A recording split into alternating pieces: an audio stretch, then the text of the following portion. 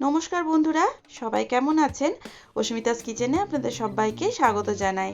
আমি আজ বানিয়ে দেখাবো কিছু টিপস সহ লাউয়ের পোস্ত। আপনারা এই রেসিপিটি বাড়িতে বানিয়ে দেখবেন, আশা করছি ভীষণ ভালো লাগবে আমার রেসিপি। যদি আপনাদের ভালো লাগে তাহলে অবশ্যই একটা লাইক করে দেবেন।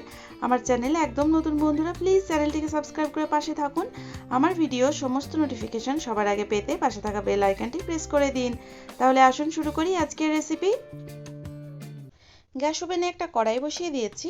কড়াইটা বেশ ভালো মতো গরম হয়ে গেলে এর মধ্যে 1 টেবিল স্পুন সর্ষের তেল দিয়ে দিলাম। সর্ষের তেলটা বেশ ভালো মতো গরম হয়ে গেলে এর মধ্যে বড়ি ভেজে নেব। বড়িগুলো ভাজার আগে আমি এটাকে নুন, হলুদ আর সামান্য একটু জল দিয়ে মেখে নিলাম। এই প্রসেসটা করলে বড়িতে তেল খুব কম টানে, তাছাড়া বড়িগুলো ভাজাও বেশ সুন্দর হয়, পুড়ে যায় না, আর বড়িটা খেতেও ভালো লাগে।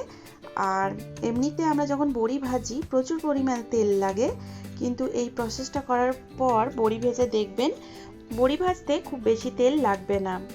বড়িগুলো ভাজা হয়ে গেলে আমি তুলে নেব। দেখুন বেশ অনেকটাই তেল বেঁচে গেছে। এমনি সময় বড়ি ভাজার জন্য যে পরিমাণ তেল দেওয়া হয় প্রায় পুরোটাই টেনে নেয়, কিন্তু এই রকমভাবে বড়ি ভাজলে তেল অনেকটাই বেঁচে গেল। ওই কড়াইয়ে আমি আরও 2 টেবিল স্পুন সর্ষের তেল দিয়ে দিলাম। দিয়ে দিচ্ছি হাফ টি স্পুন কালো জিরে। কালো জিরেটা ফুটে উঠলে এর মধ্যে দিয়ে দেব দুটো মিডিয়াম সাইজের কুচনো আলু। আলুগুলো যেরকম আলু ভাজা করা হয় একটু লম্বা লম্বা করে কেটেছি। এবার আমি আলুগুলোকে একটু সামান্য নেড়েচেড়ে নিলাম। এর মধ্যে দিয়ে দেব লাউ।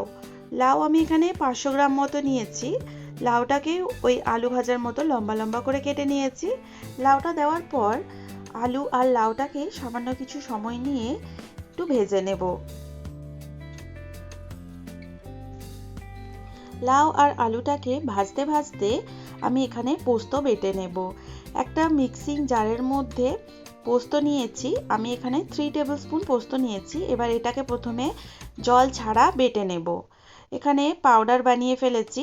এবার এর মধ্যে 3টে কাঁচা লঙ্কা দিয়ে দিলাম, সামান্য একটু জল দিয়ে এর একটা স্মুথ পেস্ট বানিয়ে ফেলবো। এখানে লাউ আর আলুটাকে ভাজতে ভাজতেই এর থেকে অনেকটা জল বেরিয়ে এসছে। এর মধ্যে পরিমাণ মতো নুন দিয়ে দিলাম। এবার এটাকে ঢাকা চাপা দিয়ে আমি 10 মিনিটের জন্য সেদ্ধ হতে দেব।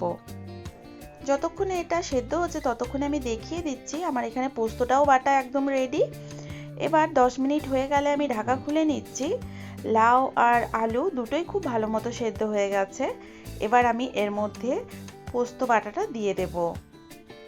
আর এই লাউয়ের মধ্যে আমি আলাদা করে কোনো রকম জল দিইনি, কারণ লাউটা ভীষণই কচি ছিল, ওর থেকে বেশ ভালো জল বের হয়েছে, তাই ওই জলেই সেদ্ধ হয়ে গেছে।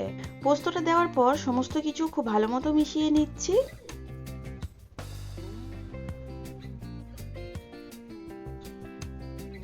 মেশানো হয়ে গেলে এর মধ্যে আমি দিয়ে দেব আগে থেকে ভেজে রাখা বড়ি। বড়িটা দিয়ে আবার একটু মিশিয়ে নিলাম।